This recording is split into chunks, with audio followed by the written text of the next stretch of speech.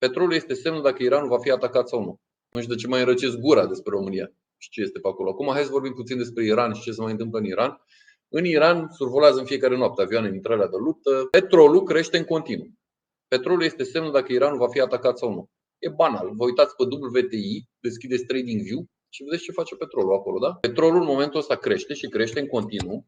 Și asta este o amenințare foarte mare pentru Trump. Pentru că Arabia Saudită de fapt a început să reducă producția, fără să spună în mod public și direct. Și asta îi spune de fapt lui Trump: bă, băiatule, dacă chiar vrei să ataci, ăla zice: da, chiar vreau să atac, ăștia încă o dată, chiar vrei să ataci, și în timp ce Arabia Saudită întreabă, petrolul se duce în sus. Și economia americană suferă foarte puternic. Ideea că prețul petrolului nu se duce în sus doar pentru americani, se duce pentru toată lumea.